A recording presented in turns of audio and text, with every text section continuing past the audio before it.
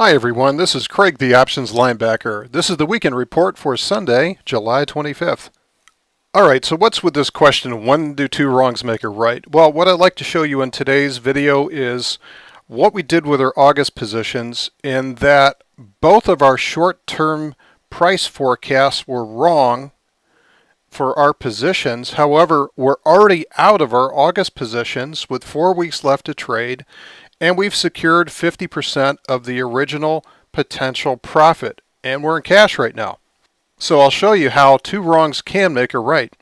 Now, this chart is the S&P 500, and what I've done is a hard right edge exercise. So I've gone to where the hard right edge here is on June 23rd, and this is where we started off our August option cycle with a put spread. So what we did was, after we saw the double bottom down here around S&P 1040 and the price rallied up and took out that prior swing high, what that price had then done is committed to going to the upside, and we just looked for a pullback. In this case, that was about to the 50% fib of this entire move, and we thought that was a good entry point for this, a good high probability entry point. And so for the August cycle, we started off with a short strike down here for August around 92 on the spiders, or 920 on the S&P. So you can see this is well below prior resistance, a long distance there for the price to come down to get the position. So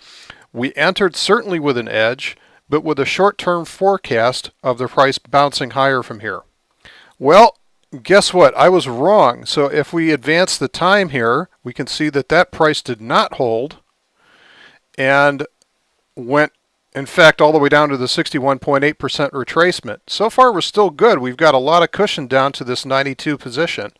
So what we were looking for on this, in fact, what I put out in the newsletter was to say, if the price does drop below the 61.8% retracement of the swing from here up to here, then what it's showing is the price is then committing to the downside.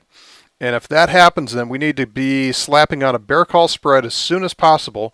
And in fact, that's what happened the very next day. As the price did commit to the downside, we put on a short strike for our bear call spreads to complete the iron condor up at the 117 level on the spiders, which is 1170 on the S&P. And you can see that, again, the short strikes are well beyond the prior resistance in this case. So that's something we always look at, is trying to get our positions well above a defensive level, a major defensive level. So we were above this major resistive level, and our downside position was down here at 92, well below that support level at 1040. So now we've got the entire iron condor in play, from 920 on the S&P up to 1170. So it's a very, very wide iron condor. As long as the price trades within there, we can still make a profit. But you can see that my original forecast for the price holding up above this level, or in fact this level here, was wrong.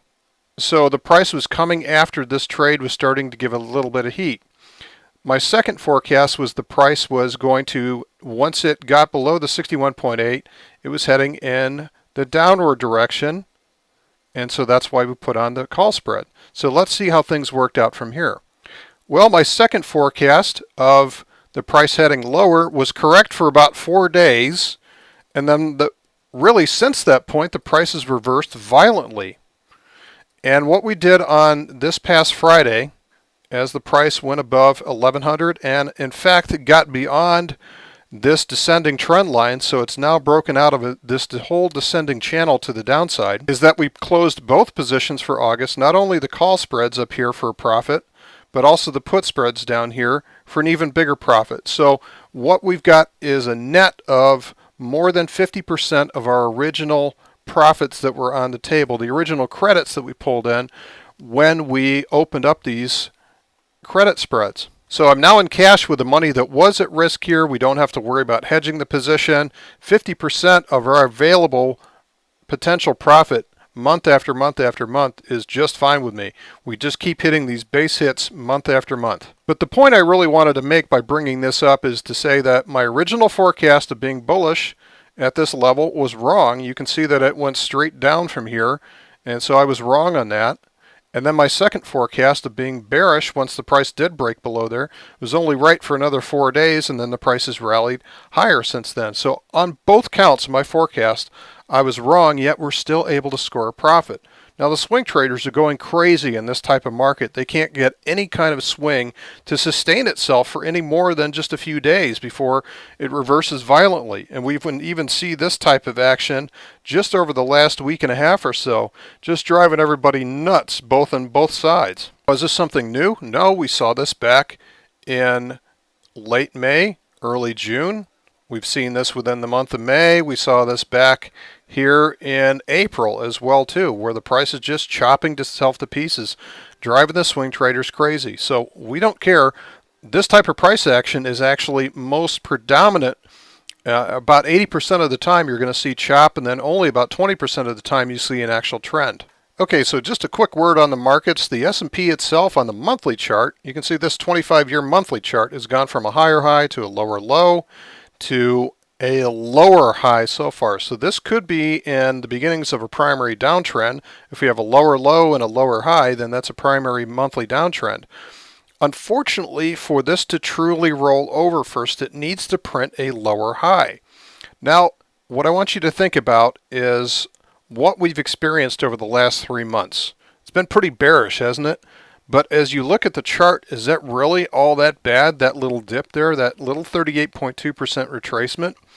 It's not nearly something as bad as what we went through in 2008, 2009, or even back here in 2000 and 2003. This has just been a little bump, just a little correction so far, but it seemed so much worse because of the fact that this move here is still on our recent consciousness. So yes, indeed, the markets could roll over as we go to the weekly chart here, but it's not going to happen first until it puts in a lower high on the weekly chart before it could roll over.